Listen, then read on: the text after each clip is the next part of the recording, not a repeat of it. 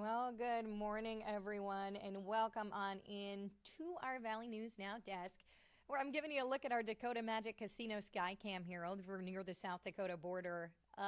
Pretty gloomy outside on this Tuesday, and that unfortunately is going to continue for many parts of the valley. But as you can see, as I got on my little banner down there, sunshine is on the way. When is that? Well, I will let you know.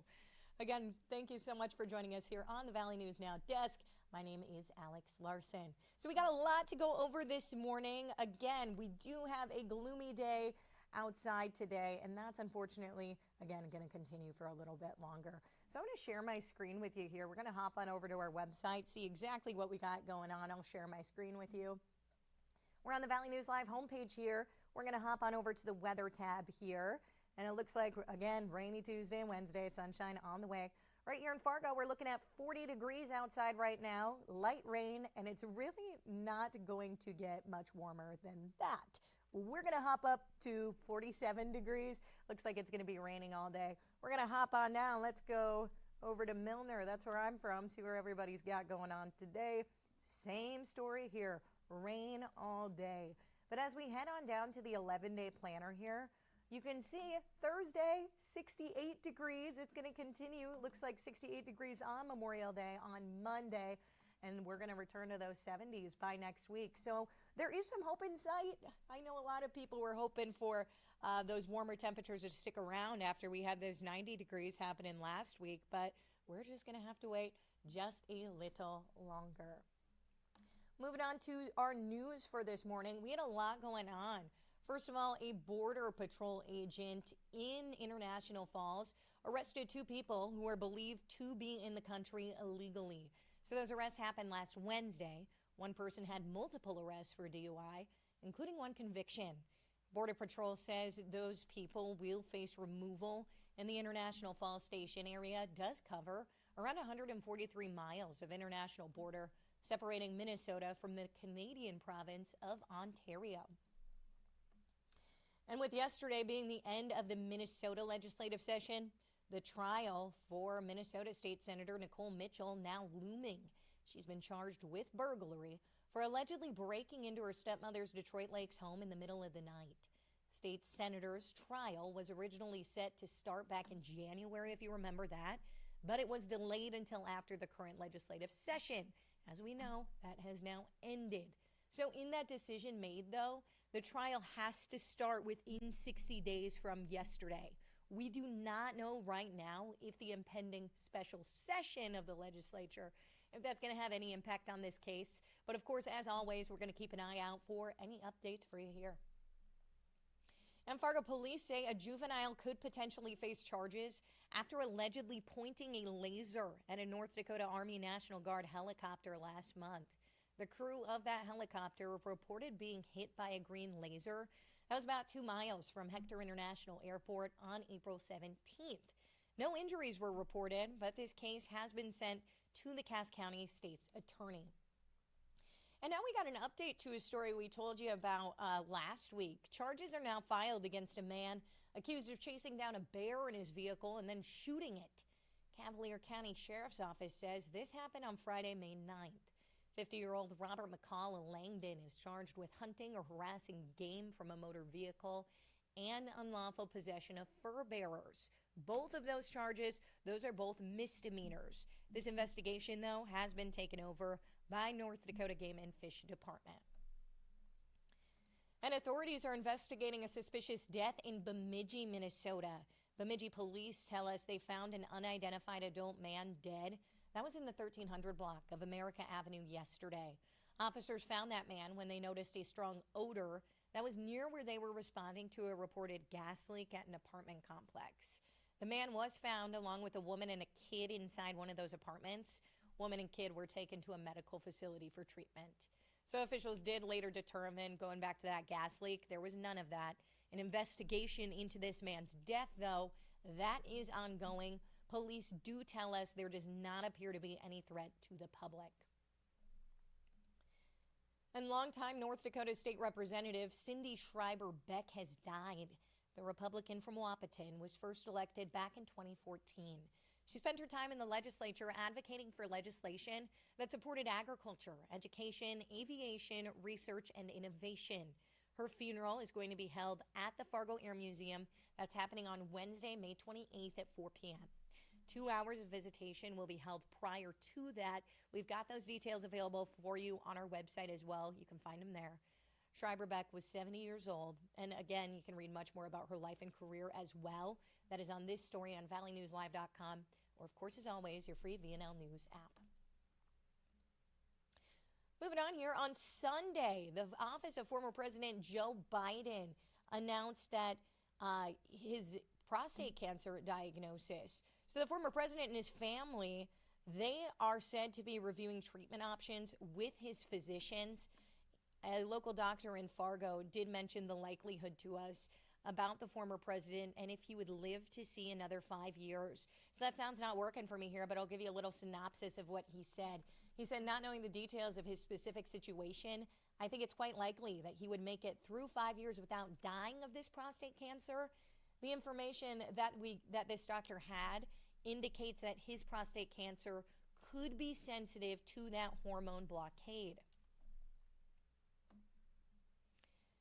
And the Fargo Memorial Honor Guard Commander Jason Hicks announcing that a groundbreaking for a welcome center at the Fargo National Cemetery is not happening yet.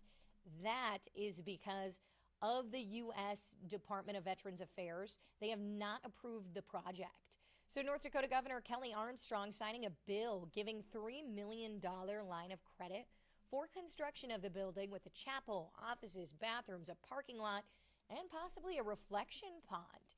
That money goes back to the Senate if it's not spent within 2 years.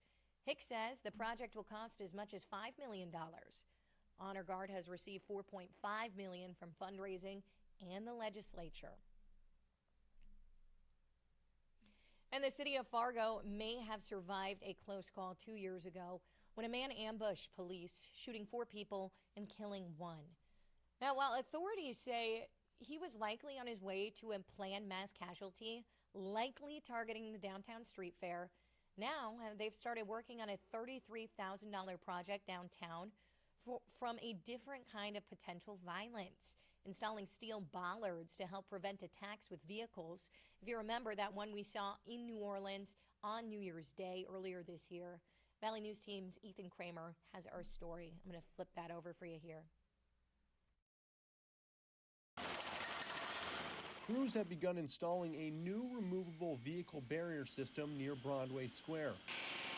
They are installing 11 new removable steel bollards. The main part of the project is really to replace the pavement at the crosswalk. But as we started design, we had a request from the Downtown Community Partnership to install these bollards. The idea behind this is to help prevent vehicle attacks during major Fargo City events. The city is trying to prevent an attack like what happened in New Orleans on New Year's Day that killed 14 people. With a lot of the things that have gone around the nation with vehicle-borne attacks of large crowds, it's a good way for us to have something that we can use over and over again, set up pretty quickly to prevent that from happening. Fargo Police Chief Dave Zabolski was not available for an interview, but I was given this statement, saying in part, in recent years, intentional motor vehicle assaults at mass gatherings have highlighted the need for proactive measures to protect life and property during large public events such as city-sponsored concerts and festivals. Obviously, we want to be ahead of the curve and prevent any of that kind of stuff before it happens here.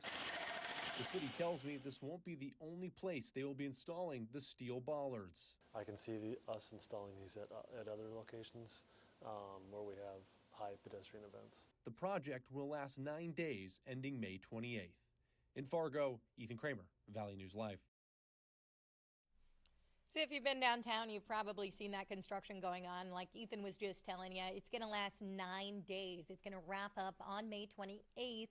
And the city will also be allocating more than $372,000 in public safety sales tax revenue to get a modular vehicle barrier system to also help prevent vehicle attacks.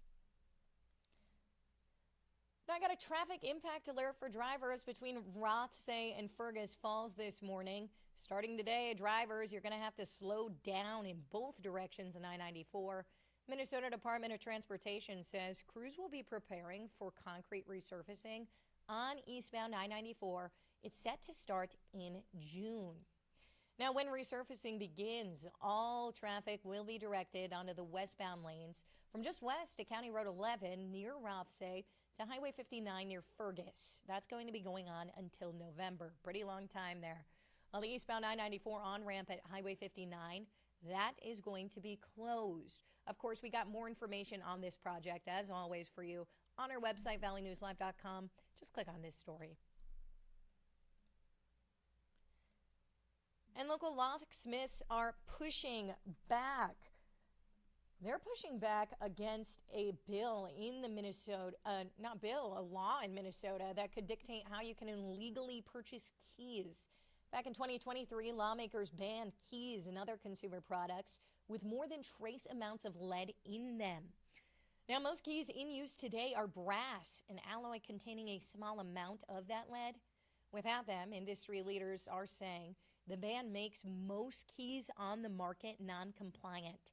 They're urging lawmakers to be exempt from that law that's set to be enforced on July 1st of this year. We're going to take a listen from a local locksmith here, okay? Purchase a boat because it has a key.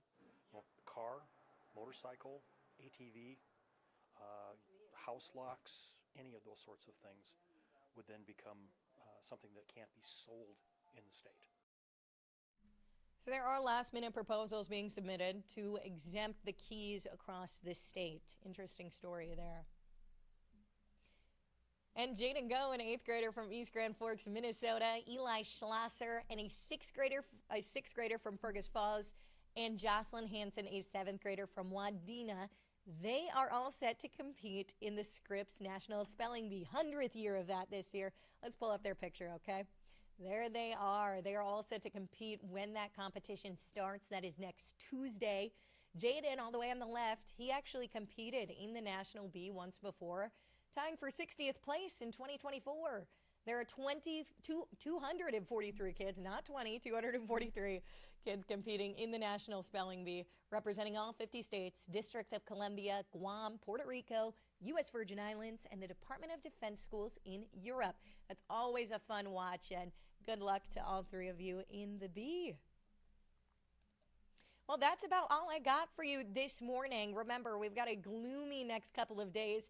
As always, you can download our VNL weather app for forecasts right at your fingertips. It's free in the App Store, easy to use. Our First Alert Storm team works pretty hard, keeping you updated, in the loop with everything you need to know to keep you and your family safe.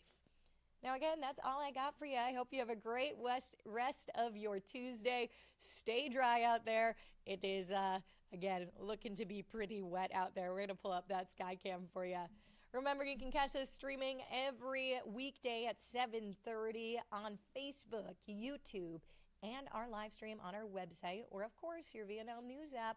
That's all I got for you. I'm Alex Larson. We'll see you back here tomorrow.